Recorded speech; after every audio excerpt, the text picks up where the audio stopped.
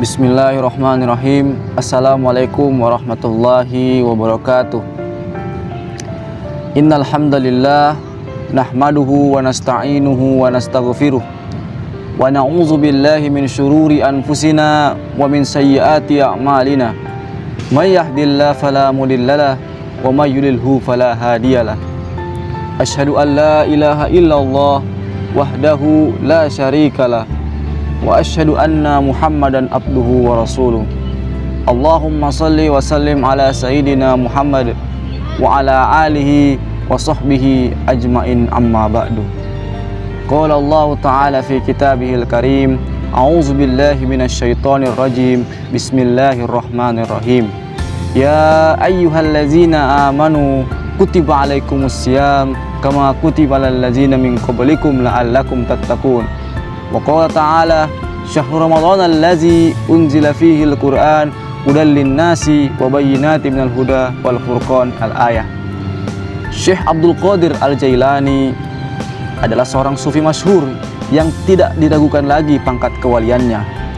Beliau merupakan ulama fikih bermazhab Hambali yang memiliki segudang karomah dan sangat dihormati oleh Sunni.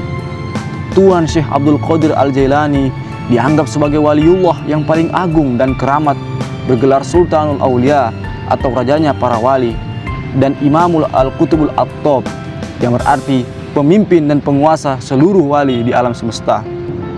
Beliau adalah mursyid kamil mukamil sekaligus pengasas perkumpulan Thariqah Qadiriyah. Dengan keluasan ilmunya, ajarannya tersebar luas ke seluruh dunia, menjadikannya sebagai aliran thariqah yang paling banyak dianut. Di dalam salah satu karangan kitabnya, Kitab Al-Ghunyah, beliau menyebutkan dimensi moral, sosial, dan spiritual ibadah puasa. Puasa dalam ketentuan syariat adalah menahan diri dari makan, minum, dan bersetubuh sejak masuk subuh hingga masuk waktu maghrib.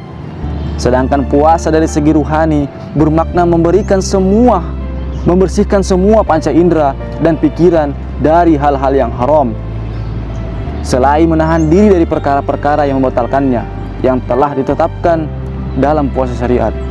Dalam puasa harus diusahakan keduanya berpadu secara harmonis. Puasa dari segi rohani akan batal jika niat dan tujuannya tergelincir kepada sesuatu yang haram, walau hanya sedikit. Puasa syariat berkait dengan waktu, namun puasa rohani tidak pernah mengenal waktu, terus menerus dan berlangsung sepanjang hayat di dunia dan di akhirat. Inilah puasa yang hakiki, seperti yang dikenal oleh orang yang hatinya dan jiwanya yang bersih. Puasa adalah pembersihan di atas pembersihan. Puasa tidak bermakna jika tidak membawa pelakunya kepada kedekatan terhadap Allah. Orang awam akan cepat berbuka begitu waktu buka tiba. Namun orang yang ruhaninya ikut berpuasa tidak akan pernah berhenti berpuasa secara rohani, walau secara fisik ia juga berbuka sebagaimana orang lain.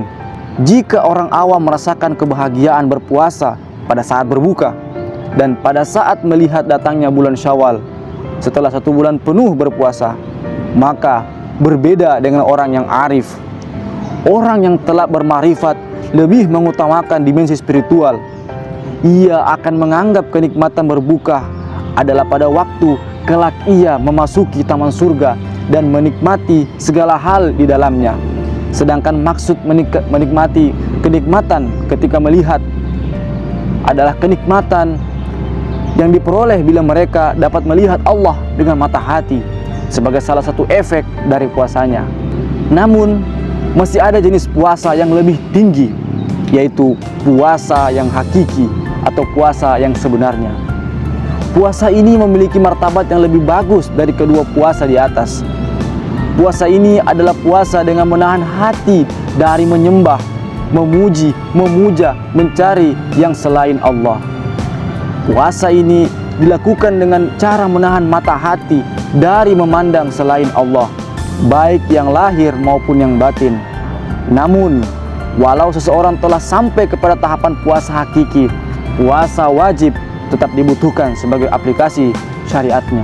Dalam puasa hakiki, hati dibutakan dari pandangan terhadap selain Allah dan tertuju hanya kepada Allah. serta cinta kepadanya. Dengan puasa hakiki inilah esensi penciptaan akan terkuak.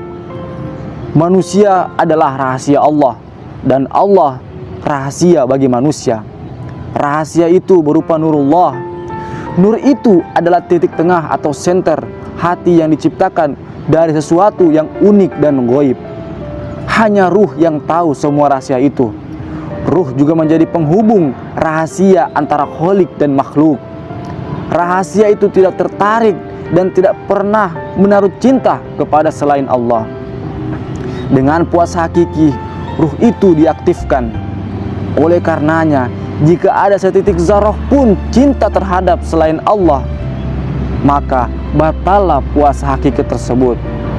Jika puasa hakiki batal, maka kita mengulanginya, menyalakan kembali niat dan harapan kepada Allah di dunia dan di akhirat. Dengan puasa hakiki, maka kita akan menyadari bahwa sebenarnya puasa merupakan hadiah Allah untuk umat manusia. Sehingga bagi hamba Allah yang telah mencapai ma'rifat, akhirnya puasa wajib dan sunnah bukanlah perbedaan. Secara lahiriah, keduanya memang berbeda dari segi waktu dan cara pelaksanaan. Akan tetapi, secara batiniah, esensi kedua jenis puasa tersebut tidaklah berbeda. Dengan berpuasa secara hakiki, tidak ada sekat wajib ataupun sunnah lagi.